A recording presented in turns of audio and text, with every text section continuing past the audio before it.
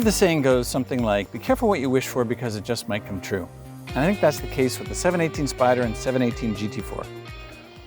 Many of us car nuts think what we really want is a race car that we can drive on the road. So Porsche has created two, 718 GT4 and 718 Spyder.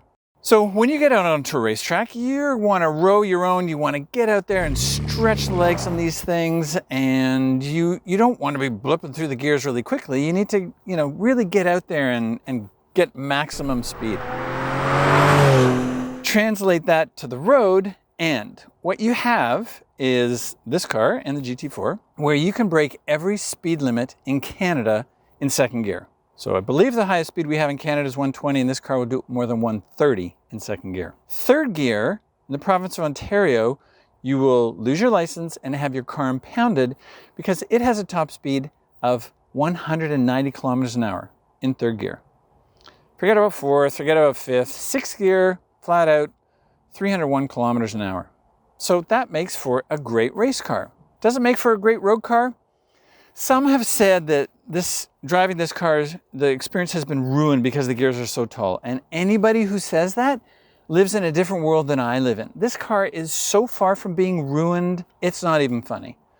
Sure, the gears are tall. Well, it means when you're driving around the city, you're only in second and third gear. Who redlines these things at 8,000 RPM all the time? Nobody does that in the real world.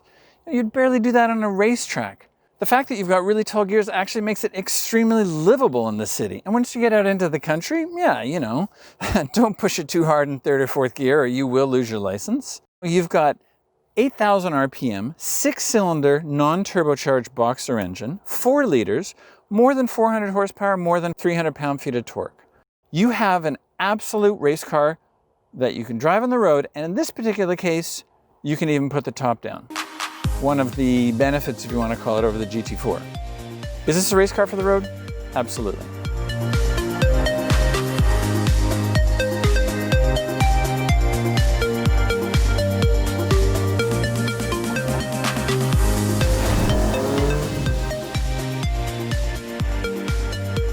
From my experience, if you say to a real estate agent, our house is so special and so unique, they will turn green and run in the opposite direction. They don't want special and unique. What they want is straightforward, easy to explain, simple. Buyers come in, buy the house, off they go. Well, that is not the case, especially with the Spyder. Because you have a roof, as one other automotive journalist said, that only a Porsche engineer could love.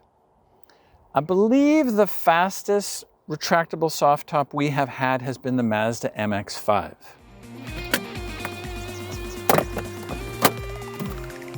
Opening, 3, 2, 1. That's ridiculously quick. I believe the slowest retractable soft top we have had is the 2020 Porsche 718 Spyder. This thing is a project. Not as bad as some of the prior generations of the Spyder, but one of the great things about having a Boxster, of any Boxster other than this one, is you can open and close the roof while you're moving. Rain stops, you want to open your roof. Rain starts, you want to close your roof. You can do it while you're moving along. You do have to slow down, but you can be cruising along and close your roof. This car, it is a project. It is unique and special, and for some, that's exactly what they want. Could be for the majority, that's not what they want. So something to take into consideration.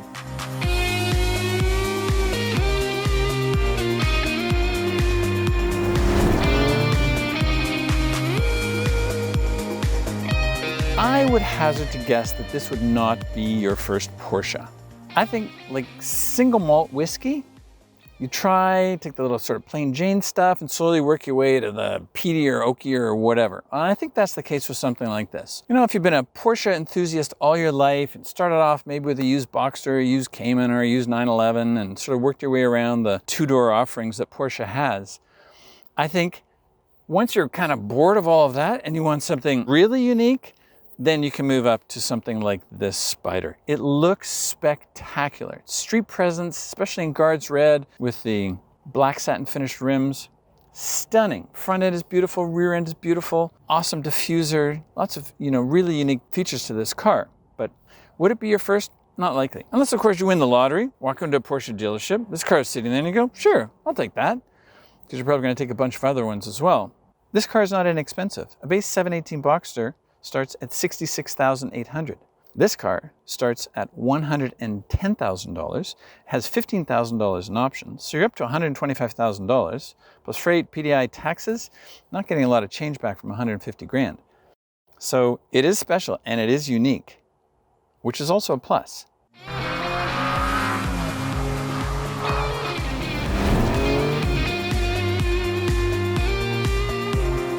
Lots of pluses and minuses to this car. And one of the things you have to get used to is talking to everybody who sees it, especially with the top down. It doesn't matter, even at a stoplight, and for sure at a gas station, a parking lot, everybody wants to talk about this car. As I said, especially because it's in Guards Red with this black satin rim, massive black satin finished rims.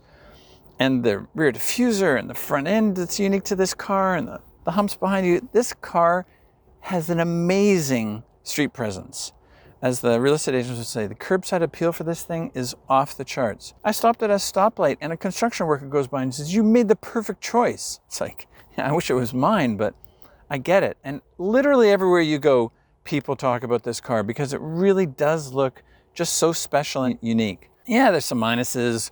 When the roof is closed and it's raining and it's nighttime, forget about looking outside the car. You just gotta hope you don't hit anything. I mean, the rear view at night is quite sad. It's extremely loud in here. With the roof closed on the highway, it's hard to hear people on the phone.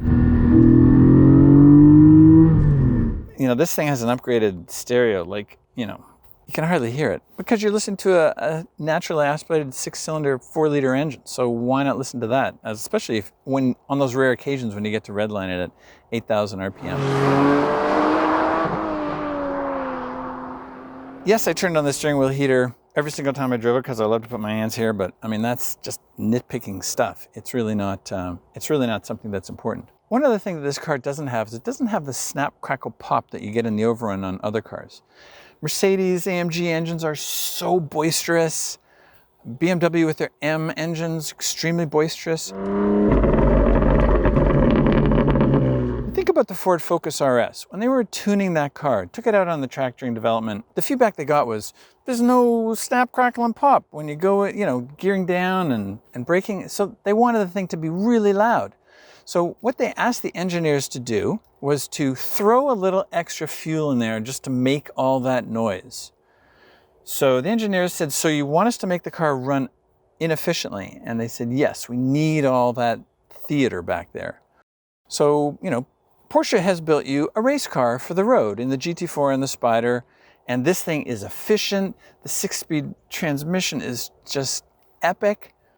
The steering feel is insane. You're constantly driving the car because it wants to go absolutely wherever you want it, and you don't get all that crazy sound emanating from the exhaust pipe. And that's because this car, more than likely, they're doing everything they can to get this thing to meet the fuel economy that they need to in so many parts of Europe. In fact, this car has cylinder deactivation. To reduce exhaust emissions and fuel consumption between 1,600 and 3,000 RPM and a load request of up to a maximum torque of 74 pound-feet, it temporarily interrupts the injection process of one of the two engine banks, and the 6-cylinder engine runs in 3-cylinder mode.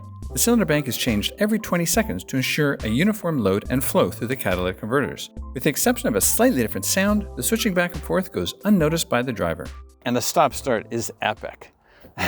You're cruising along, and if the car thinks you're going to stop, it just turns off the engine, which is kind of fun. It's fun hearing the contrast of silence and then crazy noise. You can pull up next to a Tesla at a stoplight and just silently listen, look at the birds, and have a nice day, and then push the clutch in, and you know what, breaks loose at the rear end, and off you go. This car is really refined and doesn't have the theater of other cars, but it's built. The engineer said, look, we're going to build you a race car for the road. We delivered.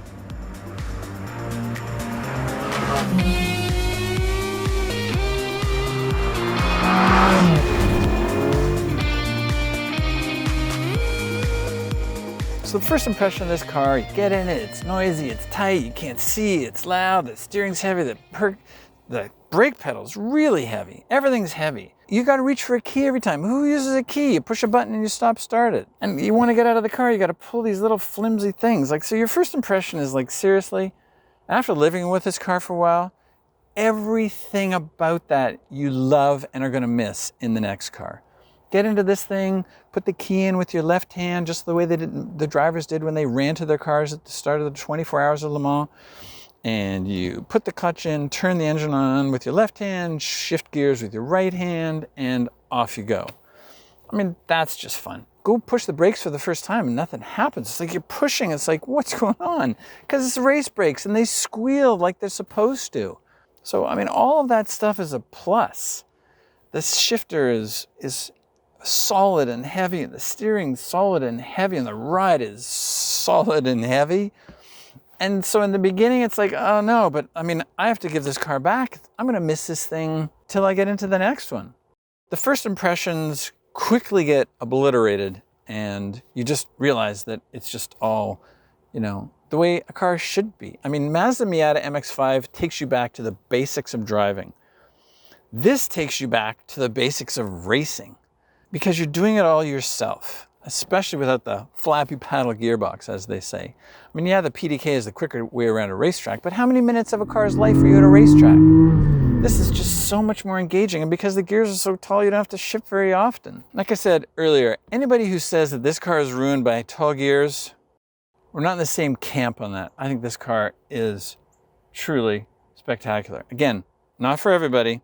It's like an Islay single malt scotch. It's only going to be for the people who've really sort of worked their way up to it. But if you haven't, this is your car. It's definitely not your daily driver, especially if you live in a cold climate. But you know what? Maybe in Arizona or California or Florida or, you know, some of the southern United States, you could drive these things all year round and you'd be very lucky.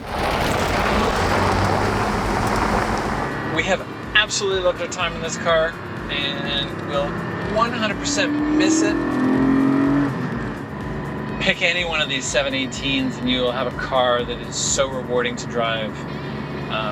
Kind of bizarre that you can't see the engine because it is stuck underneath here. And it does have a storage compartment in the front, storage compartment in the back. And the driving experience is absolutely that much more engaging when you've got a 6-speed manual. If you've got to, you know, live in the country and you're rowing your own with this thing, it doesn't get much better. So anyway, thanks for tuning in. Drive safely and see you soon. One more gear down.